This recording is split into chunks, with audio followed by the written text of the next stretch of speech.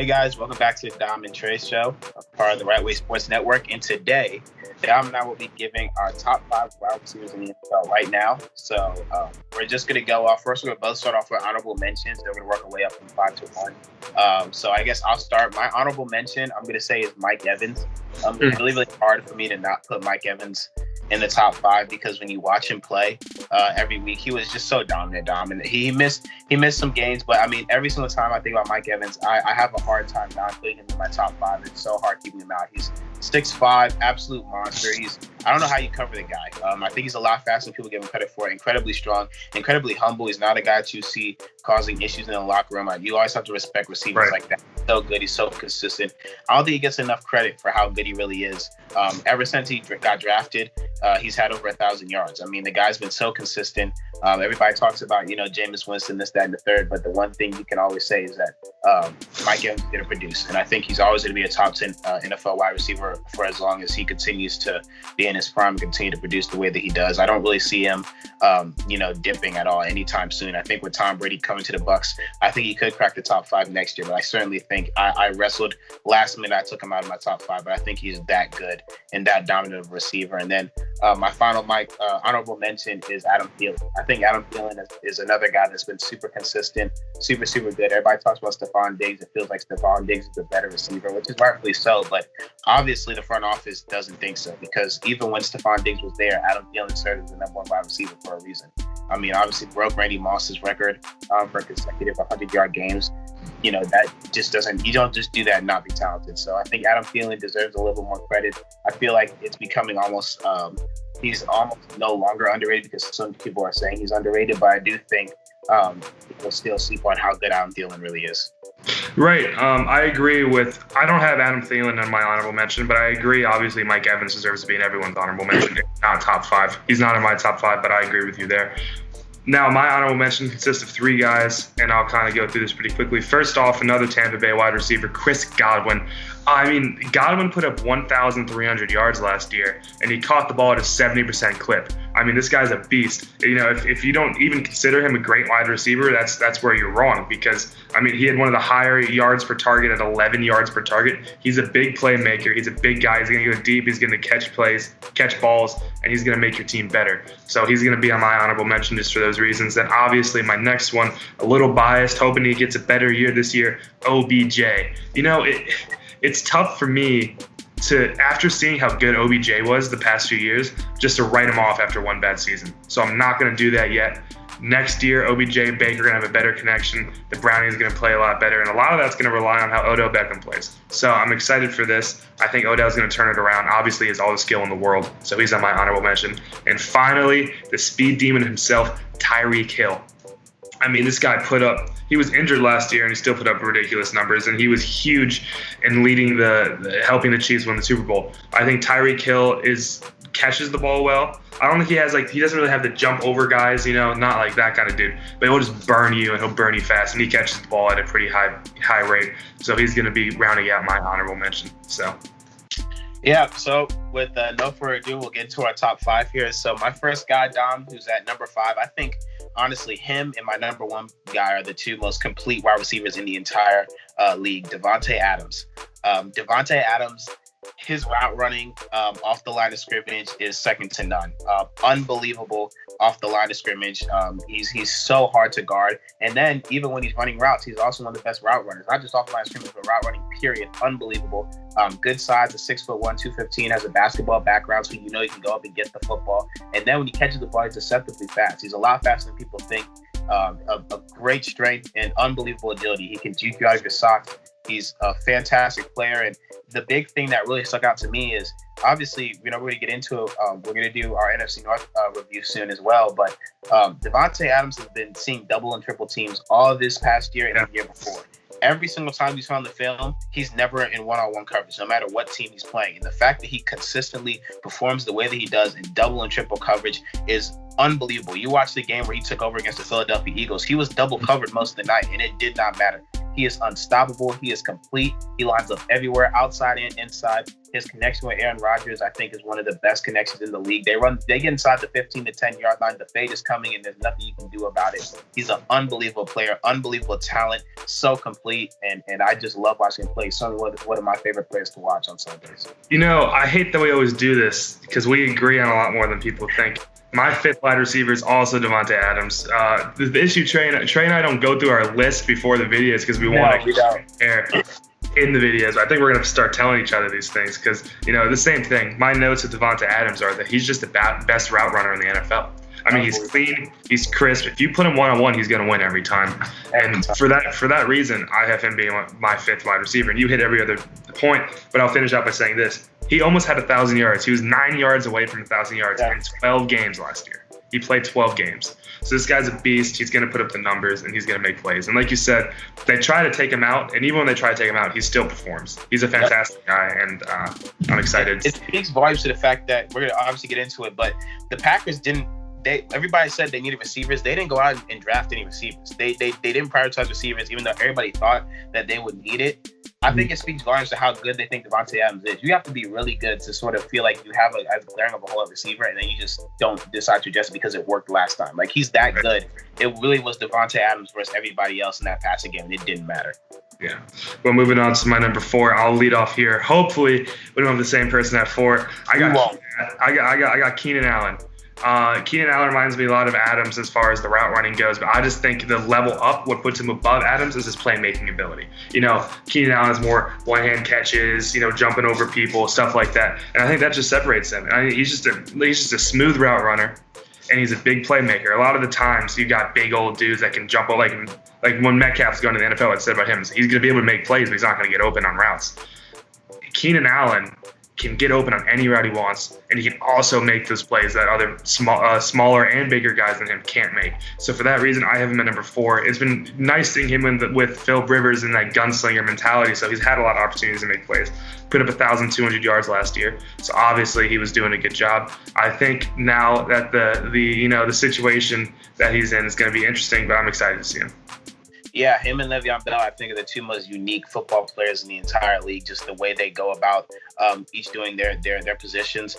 Keenan Allen's such a unique route runner. He does it in such a weird way. Obviously, so shifty off the last scrimmage, you get another fantastic route runner. He runs his routes in such a unique way, you can't replicate it. And like you said, he's been nothing but productive.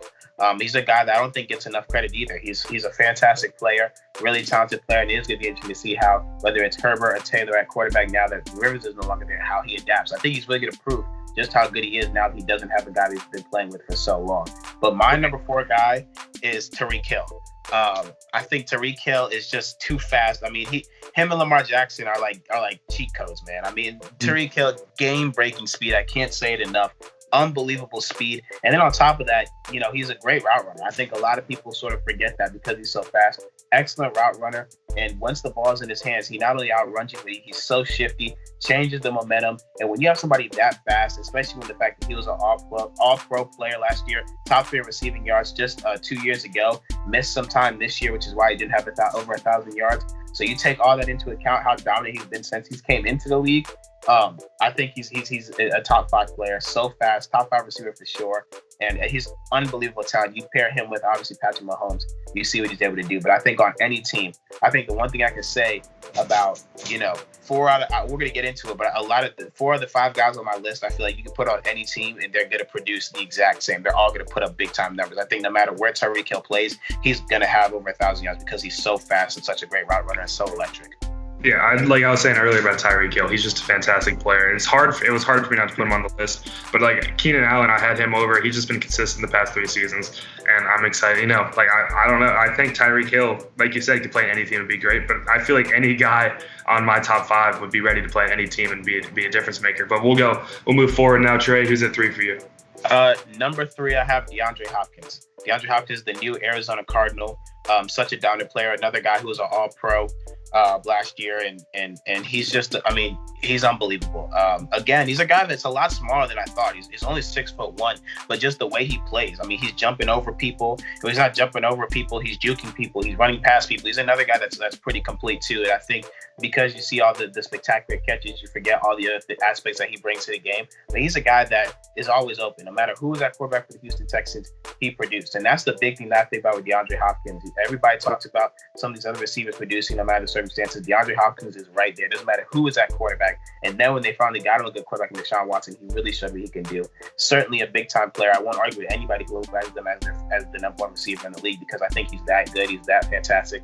And I can't wait to see what him and Kyler Murray do. I think Bill O'Brien is very, very dumb for getting rid of DeAndre Hopkins. You don't get receivers like that, no matter how much money they ask for. DeAndre Hopkins is a generational type talent, in my opinion. Yeah, I agree. D-Hop's on my list somewhere, but he's not at number 3. My number 3 is Julio Jones. Julio Jones has been a Pro Bowler for 7 of his 9 seasons in the NFL. And you know, it feels like last year was kind of a decline, but I really don't like. I'm not gonna say it was completely. I mean, his stats went down from 2018 when he put up 1,700 yards 2 seasons ago, and last year he only put up 1,400 yards. So I mean, this is a guy that is always gonna be a big playmaker. We know we talked about big playmaking potential out of Adams, Allen, and those guys. Every time the ball touches his hands, it could go all the way. And I mean, you look at this from his yards per reception. Career yards per reception is 15 yards. So I mean, this guy is not just getting dump balls and getting tackled. He's going deep, he's going medium, and when he catches the ball short, he's turning it into big plays. And for that reason, I have a number 3. But we'll move on to number 2 for me, who is DeAndre Hopkins. I think DeAndre Hopkins is younger, and I think DeAndre Hopkins is gonna put up similar production to Julio Jones. I think that the difference why I have Hopkins slightly better than Julio Jones is just based on that. To me, this is the year that we're going to see Julio Jones start to slow down a little bit, and this is the year that we're going to see a super motivated DeAndre Hopkins with a young gunslinger who is not really going to know, is not going to be perfect with his decision making. So we're going to see DeAndre Hopkins have the opportunity to make a bunch of plays this year. I expect more targets, and he's going to have extra help. I mean, he's playing on the team with Larry Fitzgerald, who's going to still need attention. You know, people are going to still be covering him. And then obviously, I believe Kirk's still on the Cardinals. Kirk was a great wide receiver for them last year too. With that being said, DeAndre Hopkins is going to have a lot of opportunities for one-on-one plays that he has not had with the Texans, and his production is going to go up. I think he's going to get more opportunities to make bigger plays, and I got DeAndre Hopkins at my number 2. Yep. So my number 2 is Michael Thomas. Michael Thomas had one of the best receiving years in the history of the game. The receptions record, offensive player of the year, deservedly so. 1,700 yards receiving, unbelievable player. Can't guard Mike Wright. Doesn't matter who's at quarterback, he's always producing. So I think when you look at the production, there's no way you can sit there and dispute anybody who puts Michael Thomas as the number 1 wide receiver in the NFL. I say if you know, when you lead the league in receiving and then you have the lead league in receptions and dominate the way he did this year, I don't know how you could sit there and say that, you know, I argue with anybody says he's not number 1. My thing with Michael Thomas is this. Everybody on my list except Michael Thomas, I can say for sure will produce in any other system. I don't know if you put Michael Thomas on, and I just don't know, because there isn't anything that he particularly does from a physical standpoint that really stands out. He's open. He's always open. He's the best intermediate route runner in the game. And I feel like when you're the best intermediate route runner in the game, how that translates to different teams, I don't think he produces the same way. But with that being said, he's so productive. He's so dominant. I couldn't put him anywhere lower than 2, especially after the year he had. I think he deserves all the time in the world. I think he deserves all the money in the world, because at the end of the day, the guy always produces, and you can't fault that. You can't dispute that. But to me, he's not number 1 because the guy that have a number 1 is just the best receiver in the game. You know, Michael Thomas is my number 1, and the reason for me is simple. I disagree with you when you say you can't. I think he can play in any system, and this is why. People say he's an intermediate player. He still has a career average of 12 yards per reception. I mean, that's not like he's catching dump balls. It's still first down every time he catches the ball. His catch percentage the past 2 seasons was 82.5%. That means out of 100 balls thrown to him, he's catching He is catching 82 of them. He catches everything. He has dropped less than 3% of every pass thrown to him in the past few seasons, I believe. Those reasons alone put him as the number one wide receiver because no one else is going to be doing that. People have great hands. Don't get me wrong. Julio, D-Hop have great hands, but they're not doing that. They're not catching 80, 83, 82% of the passes thrown to them. So I think that says enough for himself that he could play in wherever he wanted. Whatever, you could put him on the Cleveland Browns. You could put him in a California offense, throw him on the Rams, throw him on the Panthers. Doesn't matter who his quarterback is, because he performed well with Bridgewater, who I think is good but very average. And then obviously with Breeze, who's an elite quarterback, he performed great. He put up 107 yards per game last year, 1,725 total last season. This guy is on pace to be a generational talent. He's already been a first-team All-Pro 2 of his 4 seasons in the NFL. There's no question in my mind this is the best wide receiver in the NFL. So Michael Thomas is your number one. Hopkins is your number 2? Yeah. Okay. My number 1 is Julio Jones. Mm-hmm. Julio Jones is the number 1 wide receiver in the NFL to me, and it's not even close. Julio Jones to me is the NFL version of LeBron James. Julio Jones is like 6'3", 6'4", runs a 4.2, 4.3, can run every single route in the route tree like he's a little guy, and can break away from anybody he wants to at any moment in time. He might not be nearly as good of have as good as hands of Mike Thomas, but Mike Thomas is not doing after the catch what Julio Jones does. What Julio Jones does consistently since he's came into the league, and to be that fast, that big, that strong, to dominate for that long, to me, he's the best wide receiver in the league. Nobody can cover him. Nobody, a triple team. Look, I give Michael Thomas all the credit in the world. He's a fantastic player, but you will never see Michael Thomas even get close to 300 yards in a game. That is when Julio Jones did that, there's nothing else you can say. To me, Julio Jones is one of the best wide receivers of all time already. He's in my top 5 wide receivers of all time. He's unbelievably fast. He's unbelievably strong. He's like, the guy was like made in a lab somewhere. And I get your point about the fact that he's now hitting the age of 30 and he could decline. But I feel like when you're that good of a route runner at that size, even if his speed declines, that athleticism is not going to decline that much when you run routes that well and you're that big. He's always going to be an 1,000-yard receiver for as long as he's in the league, for as long as he wants to play. And you go about how humble he is and how much of a team first guy he is. To me, he will always be a top 5 receiver for as long as he plays. And right now, he's still the number 1 receiver in the league because I feel like Michael Thomas does not do, from a physical and talent standpoint, what Julio Jones does. Michael Thomas, you can't dispute the fact that the guy doesn't drop. He catches everything in his vicinity. You watch his highlights. He's always catching everything you throw his way. But at the end of the day, Michael Thomas is not running past people, juking people at that size and at that speed that Julio Jones is. I mean, Julio Jones, there are some arguments that could be made that after Tyreek Hill, Julio Jones is the fastest receiver in the NFL. Like, he's that fast. So I feel like when you're that big, that fast, that athletic, to me, he's still the number 1 receiver in the game. See, I'm not going to dispute you that you think Julio Jones is the best player in the NFL because I understand, or best wide receiver in the NFL, because I understand the argument. I believe that the biggest killer of careers is Father Time himself. And now I'm not saying Julio Jones is still in my top 5. I'm not saying he's done. He's still an elite wide receiver. Don't get me wrong. Like, I'm not saying he's done completely. I think that the crown has been passed, but I still think that he's a guy that we're going to remember for a few more years. And for that reason, that's why I got Thomas. And it mainly comes down to the fact that Michael Thomas just catches everything thrown to him. And I feel like when you're rating a wide receiver, a lot of people remember the yak is very important, obviously yards after catch, which I would take Julio over Michael Thomas. But in order to get that yak, you got to catch it. And I feel like Julio Jones obviously catches a lot of balls, most of them thrown. So here's my question though, okay? When you look at what Michael Thomas does, okay, and we talked about how he's a killer in intermediate routes, okay? Right. If we took Michael Thomas and put him on the Falcons, and we took Julio Jones and put him on the Saints, how many of those intermediate routes do you think Julio Jones takes for touchdowns? I mean, I feel like probably and how would that translate to his yardage in the percentage? Come on. I think it's close.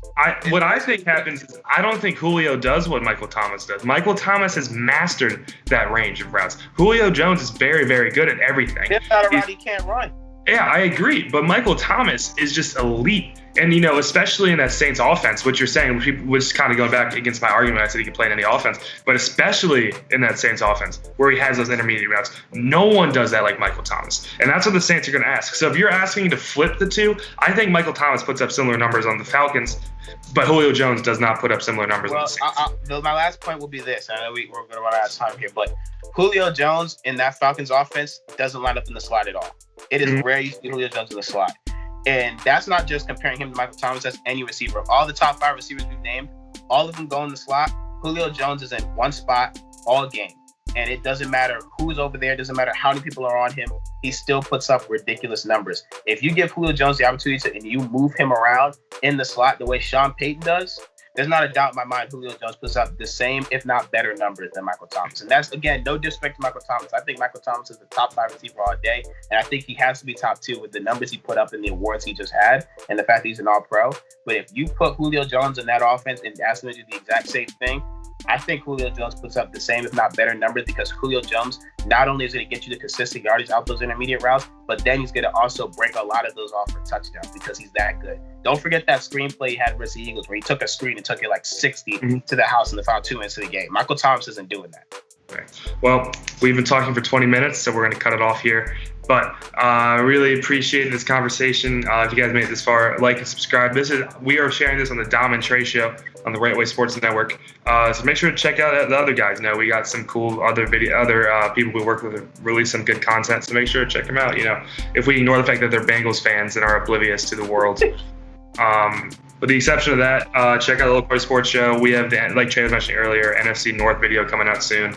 Trey, got anything else? Nope. Like, subscribe. Shout out to Right Way Sports Network for letting us do this and continue to give us support. Thanks. Yeah. Deuces.